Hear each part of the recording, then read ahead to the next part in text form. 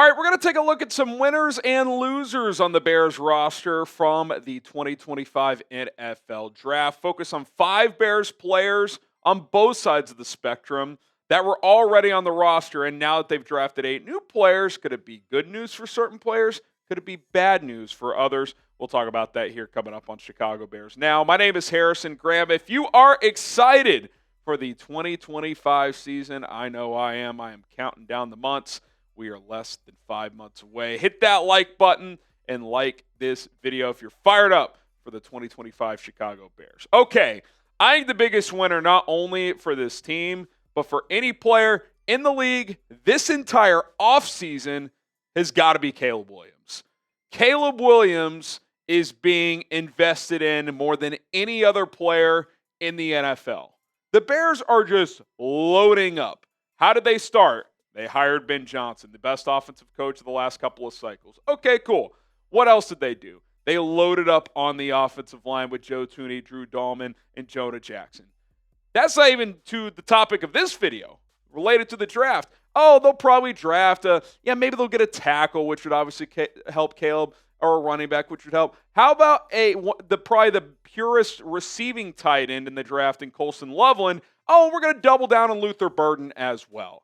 Caleb Williams is being invested in heavily. Obviously, he's got to take a leap. Did some good, did some not so good as a rookie. The coaching was obviously a mess. The offensive line was in flux. There were a lot of injuries.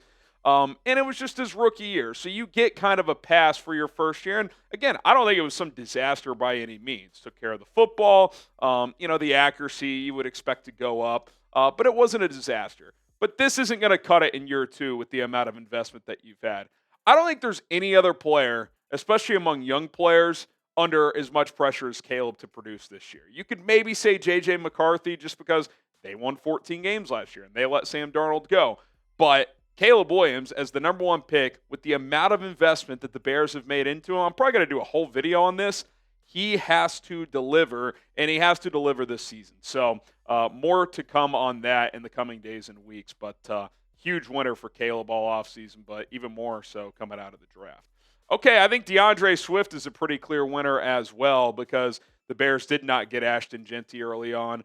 They didn't get a running back on day 2. They didn't get one until round 7 with Kyle Monungai. Barring something unforeseen, Swift is RB1. I think even if they sign Nick Chubb or J.K. Dobbins, at best, that's a 1A, 1B situation. I don't think this is going to be one of those where DeAndre Swift's role could get severely diminished. Now, if they traded for Breece Hall or Kenneth Walker or something like that, but I don't think those are very likely at this point, I expect Swift to be the starter, and we didn't know if that would be the case. We thought at minimum there would be more of a 1-2 punch, and right now it's kind of like Swift and then a competition behind him, right? Is Roshan RB2?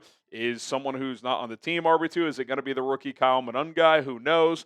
I don't think that's a disastrous RB room, but if you were in the camp of wanting to upgrade at RB1 over DeAndre Swift, I don't think that is a very likely scenario at this point in time. Now, as hard as we are at times on DeAndre Swift, he had over 1,300 all-purpose yards in a bad offense. Now, his vision is spotty. Sometimes he tries to bounce too many runs, and that turns into negative plays. You kind of live with the good and the bad with him, right? Because sometimes he's going to pop some big ones and, get you back into the game like he did against Washington, or he's going to get out in space and put Xavier McKinney on his ass like he did against Green Bay. Like, he's going to hit some home runs for you. He's also going to turn 3-yard runs into negative 2-yard runs because he tries to do too much. But I still like DeAndre Swift. I think if you're Swift, you got to be pretty pumped up with how this draft played out because this is his job to lose as the lead runner on this football team.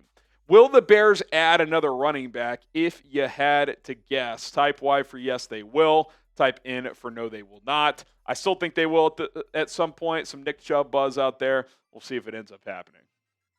Okay, Austin Booker. I think a big-time winner as well coming out of this draft because you look at this draft class and one of the potential needs and additions that could have taken place was an edge rusher. Didn't happen. Now, Shemar Turner has played some edge. He's, 6'3", 290, so he's got that flexibility in a Dennis Allen scheme. He certainly could take some snaps at edge, but they did not draft a pure edge rusher. Like they didn't take Shemar Stewart in the first round, or Michael Williams, or Mike Green, or insert typical edge in this draft class. It didn't happen. They took Turner, who played defensive tackle more last year, and at best is a tweener.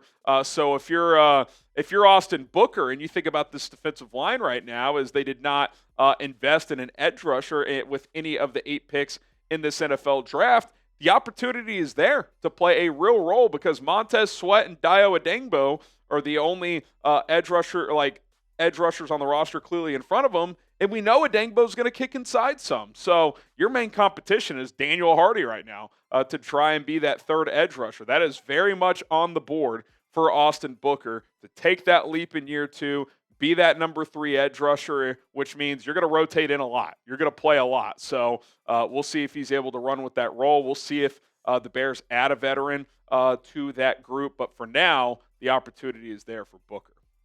Okay, Jaquan Brisker. Got to put him in the winners category as well. I thought they would get a safety in this draft. They did not. Jaquan Brisker, who had a frustrating 2024 campaign in which I thought he was on his way to a big-time year 3, thought he was playing well early, one of the tone setters on the defense, missed the final 12 games with a concussion. Well, the opportunity is there to not only be a starter, which if he's not injured, he will be, but hell, who knows? If he has a healthy season, maybe he does end up getting extended and is here long term.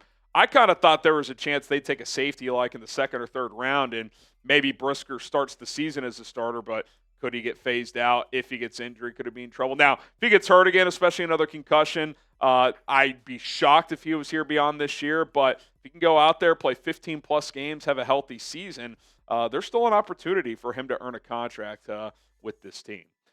Okay, Braxton Jones at left tackle. I'll still put him in the winner category. I won't call him a major winner because the Bears did draft Ozzy Trapilo, who I do think they like and they do believe can play both sides. But most people believe Trapilo's best position is right tackle. Now, that isn't going to make me have Darnell Wright as a loser, because Darnell Wright's going to start. The only question is it right or left tackle? But if you're Braxton Jones and if the Bears don't want to mess with Darnell Wright, well, then you still have a pretty decent path to being this team's starting left tackle. If Darnell Wright does not get moved, which they could flirt with that, and if it does, that could be bad news for Braxton Jones. But until that happens, we don't know that to be the case. I think Jones, unless Ozzy Trapilo during the spring or summer, or Karan Amagaji just has an unbelievable OTAs period, which with pads off, I don't even know how you can make enough of a determination where that would be the case. When he's back and healthy, he's at least going to have a shot to earn that job at left tackle, the job he's held for the past 3 seasons. So again, not a major win for Jones, but they didn't get Will Campbell. They didn't take Kelvin Banks, Armand Mimbu, Josh Simmons, etc. They kind of got one of the tier 2, tier 3 tackles in this draft who's played more on the right side than left. So if you're Braxton Jones, you're still living pretty good with your chances of being this team's left tackle this year. Who is the biggest winner for the Bears from the draft?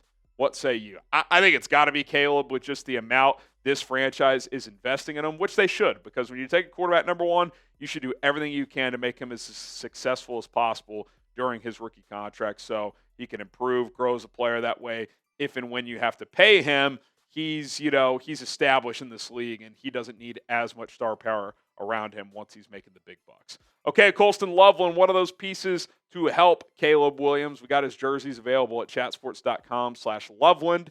Click and shop today. Link is in the comments and in the description. chatsports.com/Loveland. Okay, Bears losers. Got to be Olamide Zaccheaus on this list, right?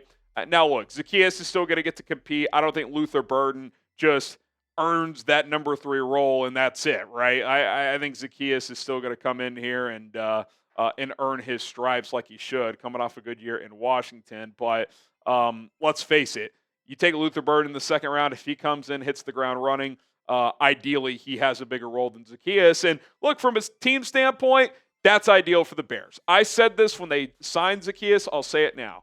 You can get by with him as your number 3. He's certainly capable of doing the job. But as a 4, that's an awesome role. It's a perfect role because, he's more of a heavy rotation receiver. Going to play a lot, but he's not an every down guy. In 11 personnel, he's not going to play all the time. But when you go 4 wide or when you're subbing guys in and out, he's like your top backup. That is ideal for Zacchaeus on any team that he's on. So again, average 3, really good 4, and assuming Burden's at least solid, that's the role he'll play. Okay, I want to reveal DJ Moore and Cole Kmet at the same time, and let me just first say this. I'm a big DJ Moore guy. I'm a big Cole Kmet guy. I hope these guys are here for a long time. And on paper, they're still probably your best receiver and best tight end, at least for this year. However, when you take Colston Loveland in the first round and then double down with Luther Burden, who, by the way, whose skill set overlaps with DJ Moore's a lot, it makes you think a little bit. And Ben Johnson had this to say after the draft. He said, I think all we did this weekend is we might have just turned up the notch a couple of dials for certain people in the building. That's a good thing. That's a healthy thing. That's where you bring out the best, not only in your team, but in each individual. Now, I don't think Ben Johnson is pointing to specific people. I think he's more sending a message to the entire team. Like, hey, I don't really care who's making what money, what your roles were here last year. I'm the new sheriff in town. You got to go earn a spot. Maybe he saw something on certain players' tapes from last year they didn't like. JT O'Sullivan, QB school, certainly would call out DJ Moore's lack of effort at times last year. Again, I'm a DJ guy. I'm a Cole guy. When you start losing to the level they were, things can get frustrating. So, I'm not giving anyone a full pass for last year, but let's leave the past in the past. Fresh slate. But with the fresh slate comes equal opportunity, right? If you're Luther Burden as a rookie, I'm coming in here. I'm trying to take your damn job. Doesn't mean it's going to happen, but they drafted 2 guys they think are going to be major contributors long-term, but potentially short-term as well. So if you're DJ Moore, if you're Cole Kmet, you heard what Ben said at the introductory press conference as well. Get comfortable being uncomfortable. This is not just show up and you have a job anymore. You got to compete. You got to earn it. No block, no rock. That's a mentality that Ben Johnson preaches to his tight ends and receivers as well. It's go time. Turned up the heat, like he said. Okay, I would argue the biggest loser is probably Zacch Pickens because, and that really just goes from the end of last season to now. He's a healthy scratch by the end of last year. New staff now, so again, fresh slate. I get all that. But think of the moves that have been made. You go get Grady Jarrett in free agency. Andrew Billings comes back from an injury, so that essentially takes a spot. Shemar Turner, you draft him in the second round. Higher ceiling player than Zacch Pickens. They tender Chris Williams. They liked what he did last year. He's back in the fold, at least for now. Jonathan Ford, who they signed off the Packers practice squad late last season. He's back. And then you have Zacch Pickens and Dio Adengbo, the edge rusher you signed. He and the team are on record saying he's going to kick inside some. Where is the spot for Zacch Pickens? He's going to have a hell of an offseason, a hell of a summer to make this team. If I'm the Bears during training camp, there's injuries elsewhere. Maybe you can get one of those late-round pick swaps for Pickens. I hope it works out. It'd be great if he had a breakout year 3, but even if he looks better, what is he, like your 5th defensive tackle at best? Maybe he leapfrogs Ford and Williams. You're still behind Jarrett, Dexter, Billings, and Turner in all likelihood. I think Zacch Pickens is in major trouble. Okay, Roshan Johnson. Not a major loser, like getting Ashton Genty or Quinshon Judkins, whatever. Like, Roshan would be, okay, at best, I'm going to be RB3. He could still be this team's RB2, but I like Kyle Monungai's skill set more than Roshan Johnson's. He may not be quite as athletic as Roshan, but he's much better in blitz pickup, which was supposed to be an area of strength of Roshan's. He's been okay at it through 2 seasons. Last year, Johnson, his effectiveness per touch dropped significantly. This guy has better contact balance, more patience as a runner, in my opinion, whereas Roshan kind of just tries to pile drive forward. I think Kyle Monungai beats out Roshan. And let's face it, if all things are equal, if I'm running a team and I've got my running back rotation, if things are equal, who do I want to place more investment in? The third-year player or the rookie? I'll go with the rookie because I have a 4-year runway with that player on a rookie contract. Roshan, in 2 years, his rookie contract runs out. So if things are close, I would lean Monungai in that role. But even if Roshan wins that job early, this kid's coming. So, yeah, I don't think that was ideal for Roshan Johnson. Okay, biggest Bears loser from the draft. To me, it's Zacch Pickens.